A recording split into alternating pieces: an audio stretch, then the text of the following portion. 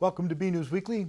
I'm Phil Gallagher, along with BNEWS Director Rich Hosford, BNEWS reporters Robert Paris and Corey McNeil, Peter Brown with the weather, and Matt DiMarzio with sports. Phil Arcaro is up in Oswego, New York. Okay, let's begin. A popular Burlington establishment will be closing its doors this month.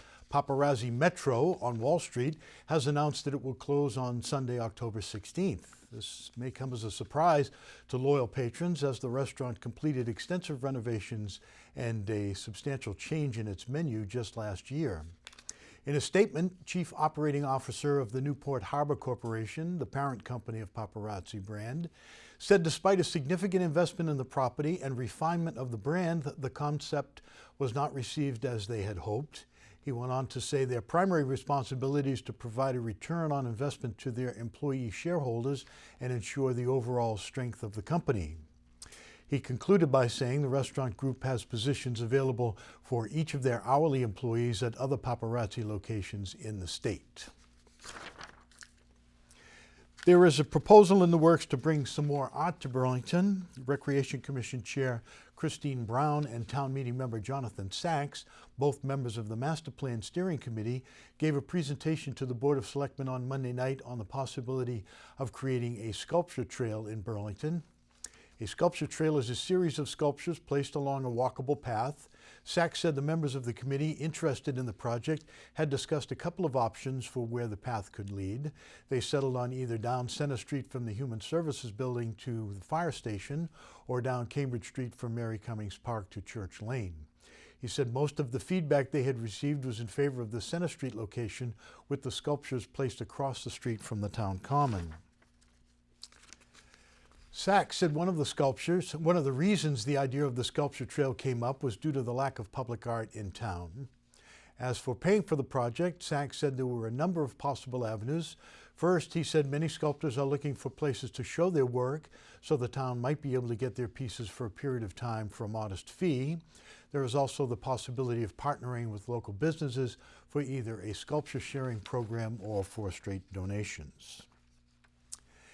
He said the town, we know that part. As for the pieces themselves, they should look for sculpture that would be fun for most people and avoid obtaining anything controversial. Members of the Board of Selectmen were receptive and said the discussion should continue. The two candidates for the 21st Middlesex District State Rep race has met for two debates in the past 2 weeks, one with the Burlington Area Chamber of Commerce and the other right here at BCAT. BNews Director Rich Hosford has a look at the debates. For the second time, State Rep Ken Gordon, a Democrat from Bedford, and challenger Paul Gerard, a Republican from Burlington, are facing off for the 21st Middlesex District seat.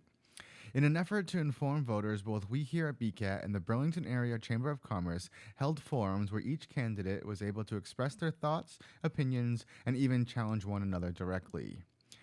There are some key takeaways from these encounters. First, during our BCAT debate, we asked each candidate what piece of legislation they would like to implement in the next session.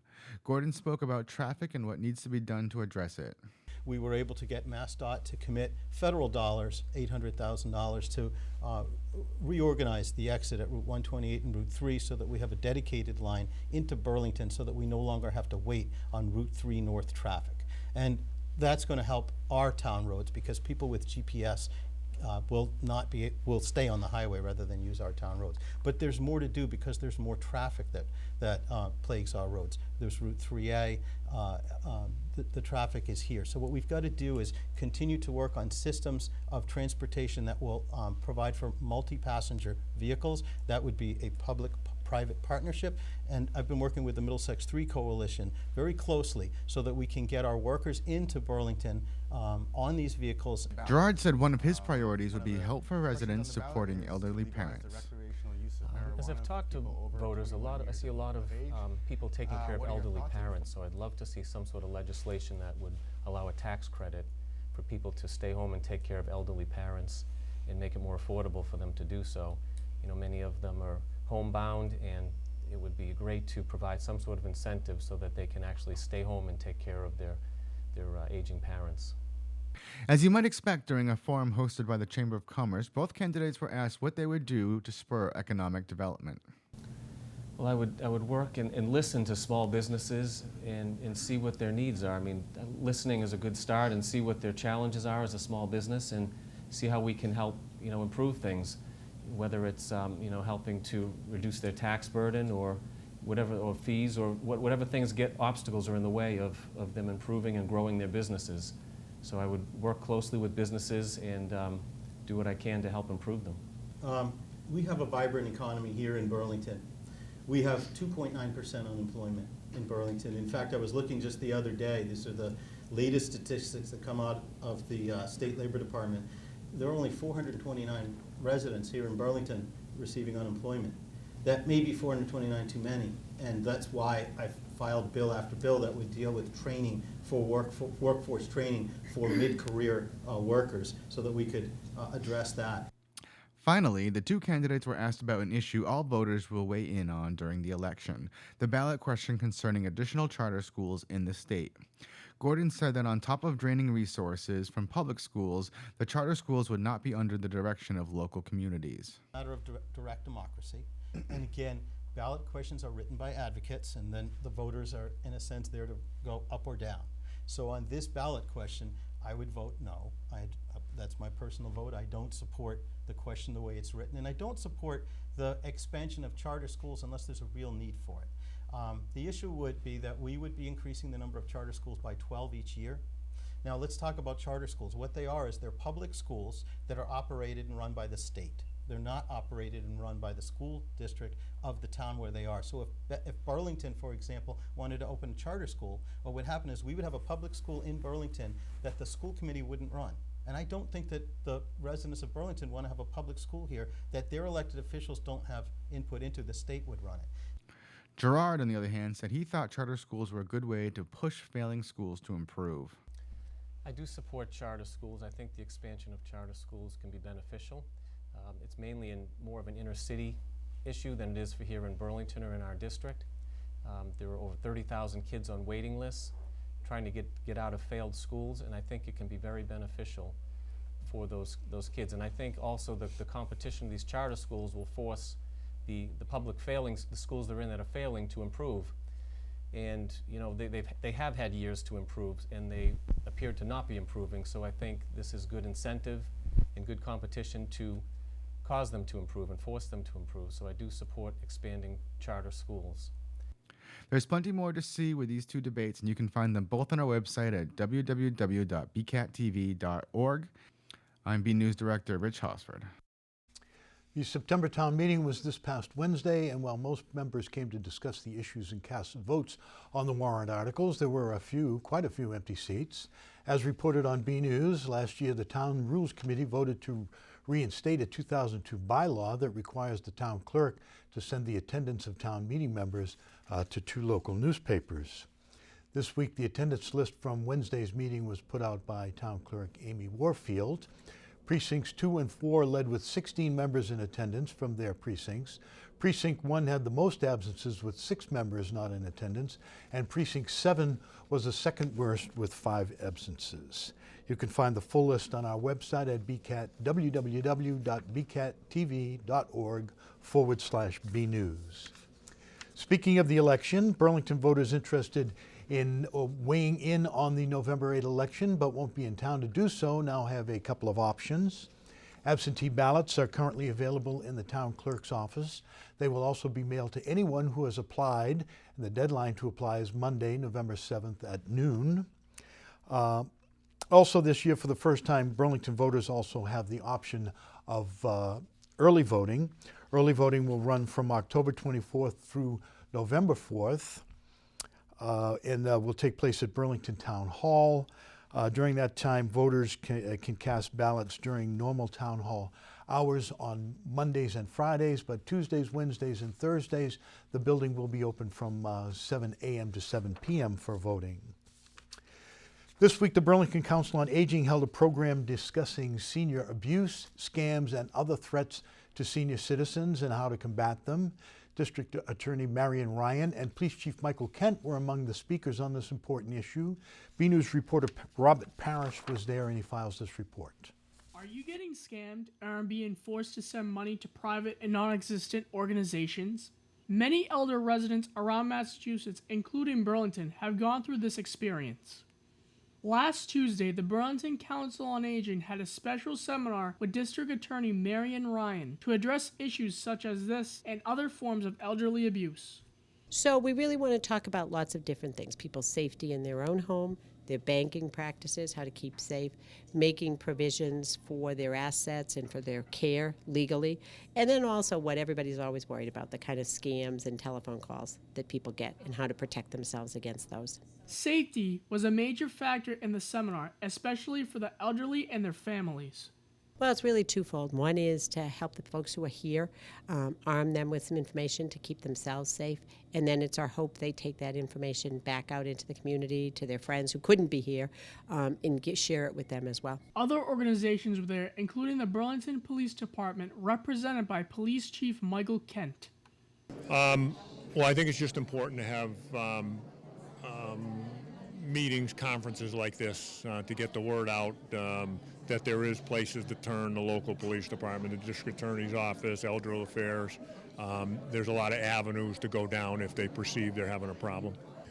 We partner with the district attorney's office regularly. District Attorney Ryan is always available, and she actually took the initiative to set this up, and we're very fortunate to have her come out. COA Director Marge McDonald explained why elderly abuse is an important subject to talk about. There's so many people that are being scammed today, and we get phone calls on a daily basis from folks that are questioning whether they've been scammed, whether someone is trying to be scamming them.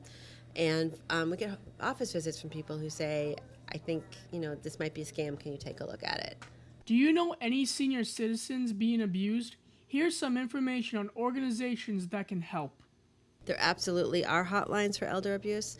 The event that we're having today will actually direct people to those 800 phone numbers. And if you have a question, give them a call, especially for the DA's office. Seminars like this are beneficial because they let people know that scammers are out there. I think the outcome is that people will know more definitely when something is a scam. They're going to be more aware of it. And they're going to ask more questions of us. From the Burlington Senior Center, I'm Robert Paris for BNEWS Weekly. Well, we regularly do stories on businesses new businesses that open in Burlington, so this is more or less standard operating procedures, so here goes. Anyone looking to get some hair removed will soon have a new place in town for all your waxing needs. A Lunchbox Waxing Salon is set to open at 62 2nd Avenue in the 3rd Avenue Development Project this month. The salon is having a grand opening celebration on Saturday, October 22nd from 12:30 to 4:30 p.m. The salon will feature 5 suites in its 1,500 square foot location. This marks the 25th location in 10 states for the company. Lunchbox caters to both women and men with a full menu of body waxing services, a release states. The grand opening celebration will feature live entertainment, music, snacks, and drinks, and a number of giveaways, including gifts from Mercedes-Benz and Extend Barre, as well as Lunchbox's own services. The Burlington Historical Society took a look into the past and examined 2 of Burlington's most beautiful locations. They held a special forum on Mary Cummings Park and the landlocked forest.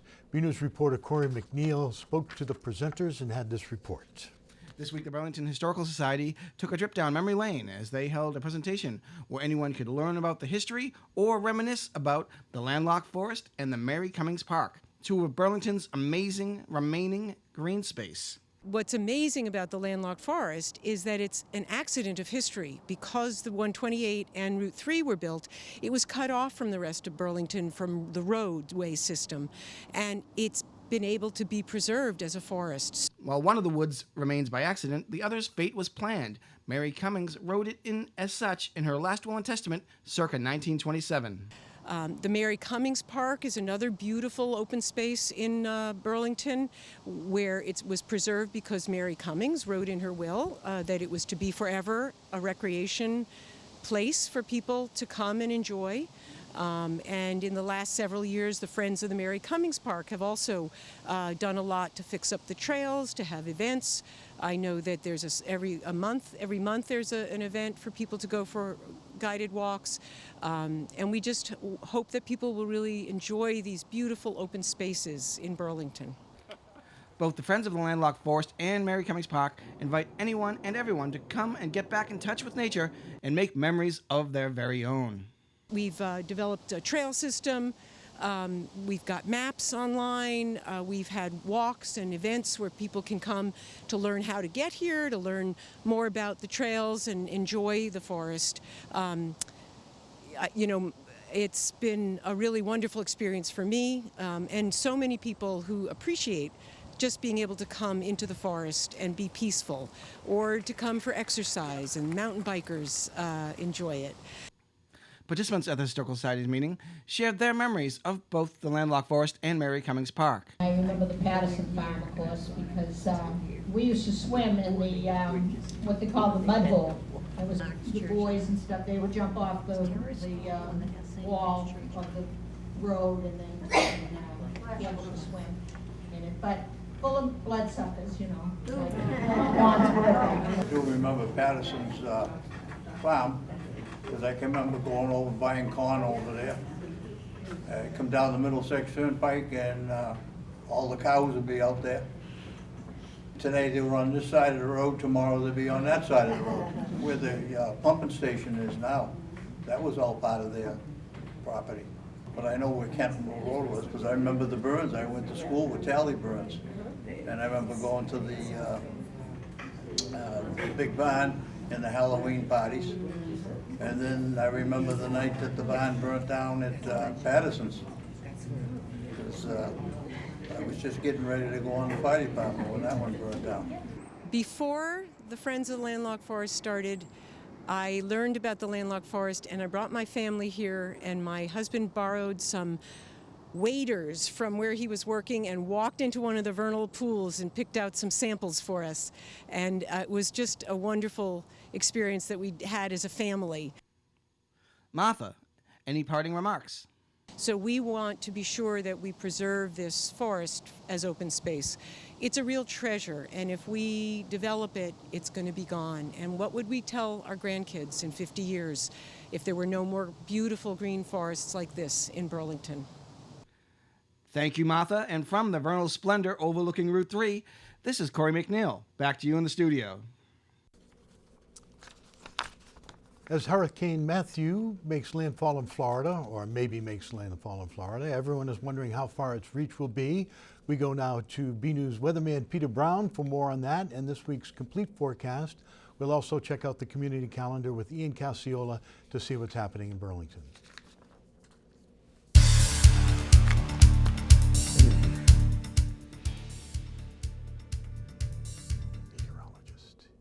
Well, hello everyone. This is Peter Brown with a look at your forecast for the upcoming period, and I hope you all enjoyed that little bit of rain that we got this past period. We actually ended up with getting nearly an inch of rain, so that was definitely something we haven't seen in many months around here. Unfortunately, it didn't really make that big of a dent in our drought. But let me start off with a look at our Friday. Look at this, going in middle of October. Temperatures in the low 70s. Can you believe that? The summertime warmth is certainly sticking around well into the fall, that's for sure. We're supposed to only have average highs in the mid-60s. So I'll tell you, we're going to be definitely far from this record high of 89, that's for sure, but my gosh, 70s for October. We are still in that warm and dry pattern, that's for sure. The only thing that you notice, of course, the days are getting extremely short now, so fall continues to march on, and we're going to march on with some of this great weather we've been having, that's for sure. As we go ahead, I'm going to show you a little bit about what's going to be going on with our weather for the upcoming period. And as you can see here, not really a lot. We thought maybe a few days ago, it really looked like Hurricane Matthew was going to come up here and make a lot of problems for us. That's completely off of the table right now.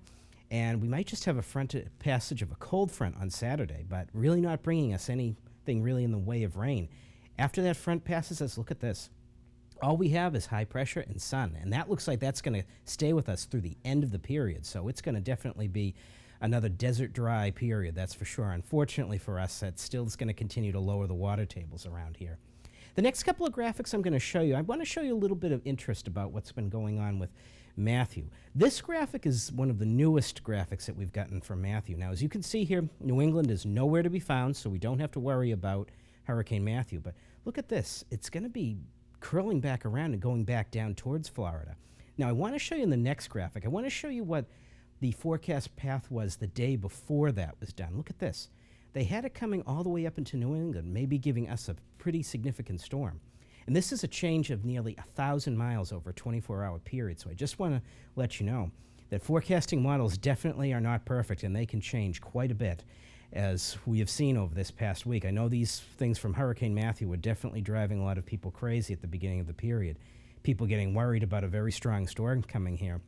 And within a matter of 24 hours, the path was completely changed and all the way back down towards Florida again. So unfortunately, though, we're not going to get any beneficial rain out of really any part of Matthew. So that part of the puzzle, which would have been good for us, isn't really going to be coming here. And that's going to be reflected in the 7-day forecast coming up. Wait till you see this. Does this look familiar? I'm pretty sure you remember this all through June, July, and August. Starting out our period Friday, nothing but sunshine. Look at these temperatures again in the 70s. Can you believe that? And again, the only chance for any rain this upcoming period might be on Saturday morning with the passage of a front, where we get a little bit cooler. And as you can see, by Monday morning, temperatures might start off in the 30s, so a chilly fall-like feel. But as we get towards the end of the period, the sun just keeps coming out, and temperatures are going to be up in the mid to upper 60s again. So, folks, fall is still marching on. We're getting to the cooler weather, but hey, get out there and enjoy this late summer feel that we're having to the weather.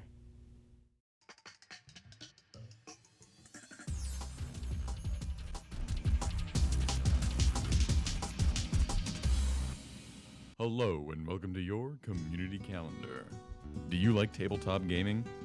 On Saturday, October 15th at 7 p.m., the Barnes & Noble in Burlington is having an event called Tabletop Gaming Meetup. Gather your friends to come and learn how to play the featured games for this celebration of tabletop gaming. Everyone is welcomed. The event is free. For more info, visit burnsandnoble.com or call 781-273-3871. Any dog owners? On Saturday, October 15th from 11 to 2 p.m., the Burlington Recreation Department is hosting a fundraiser for the Burlington Dog Park. The event will be at Rohannes Park, and it is sponsored by Friends of the Burlington Dog Park. The event is free and everyone is welcomed, including dogs. Your dog must be on a leash. Rain date for this event is Sunday, October 16th. For more info, visit burlington.org or call 781-270-1695. Have you ever wanted to go to Connecticut? On Saturday, October 15th, the Burlington Rec Department is having a day trip to Connecticut. Guests will get to ride in 1920s coaches pulled by an authentic steam locomotive. Then board the Becky Thatcher Riverboat for a scenic journey along the Connecticut River, past Hilltop Mansions and the Gillette Castle. There will also be a full-course lunch and shopping and browsing at the Old Mystic Village. Pre-registration is required and the cost per person is $122. Everyone is welcomed. For more info, visit burlington.org or call 781-270-1695. This has been your community calendar. I'm Ian Casciola. Back to you in the studio. The Red Devils are battling through the fall season. We go now to Matt DiMarzio for this week's sports report. Hi everyone, this is Matt DiMarzio here for this edition of BNEWS Weekly Sports. Here's your report for the week. The Burlington Red Devils football team had a tough fight against Stoneham last Friday. We have some highlights from the game. Let's check it out. The Burlington Red Devils traveled to Stoneham on Friday for a tough game in heavy rain. The first part of the game was all Spartans as they scored early in the first quarter with a run and a touchdown. An attempted two-point conversion was stopped by Burlington. The Spartans then kept the momentum up, once again scoring a handoff to run into the end zone. They tried once again to go for 2 points after the touchdown, but the toss from the quarterback was deflected by the Red Devils. The second quarter didn't get much better for Burlington. The Spartans scored once again with a handoff play followed by a long run downfield by outside linebacker Tim Russell, who made it into the end zone before being brought down. This time, the two-point conversion attempt was a success, bringing the score to 20-0 in a favor of Stone. After the half, it was once again the Spartans who kept control of the game. After taking the snap, the quarterback ran all the way downfield to find the end zone. That touchdown was followed by another successful two-point conversion as Russell once again found himself crossing the line and scoring. In the third quarter, Burlington would finally make it on the board with a long pass by quarterback Dylan Bonfilio for an end zone catch. They then put another point on the board with a successful extra point kick. Burlington was also next to score in the fourth, with another great throw from Dylan Bonfilio that hit his man in the end zone for another 6 points. Unfortunately for the Red Devils, this time the extra point attempt would not be good, sailing to the sides of the uprights. Burlington's comeback story continued with what was possibly the play of the game. Bonfilio faded back and launched a long pass to wide receiver Fernando Lamine, who was able to finish the play in the end zone. It was a great play, but unfortunately for the Red Devils, they would not score again. This left a final score of Stoneham 28 and Burlington 19. Thanks, Rob, for that report. In high school field hockey, the Burlington girls also had a tough game, this one against Belmont. They fell to the Lady Marauders with a score of 7-1 during a game right here on Varsity Field. Aria Bott scored the lone goal. Burlington's goalie Megan Murray did have 10 saves for the Red Devils, but it was not enough to hold back Belmont. The Burlington and Belmont High boys soccer teams battled to an exciting 1-1 draw on Wednesday at Brush Field in Burlington. The Marauders took a 1-0 lead with 9 minutes remaining in the first half when senior Zachary Colleran hustled to a loose ball and passed BHS keeper Victor Ramirez. The Red Devils tied the score just 1:38 into the second half on a corner kick. Finally, in the pool, the Burlington High swim team didn't beat North Andover last week, but the Red Devils battled until the final event in an 88-82 loss to the Knights at Shawsheen Tech in Billerica. That's it for this week's report. I'm Matt DiMarzio. Now back to you guys in the studio. Finally this week, are you an artist looking to have your work seen by the community? The Cambridge Street Art Gallery is seeking proposals for exhibitions at the gallery at Burlington High School. A release from the BHS Art Department states, the Cambridge Street Gallery is a community art space within the school that features the work of local and regional artists, BHS alumni, and teachers. Opened in spring of 2010, the gallery space offers high-profile visibility in the school with its location directly next to the cafeteria. The gallery can feature multimedia works of art, two-dimensional hanging works, sculptures, and installations of sorts.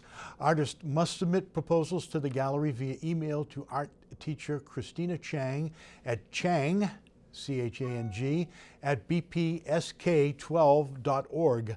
Artists should include 10 to 20 images of their artwork, an artist statement, and a resume. All works of art must be appropriate for high school students.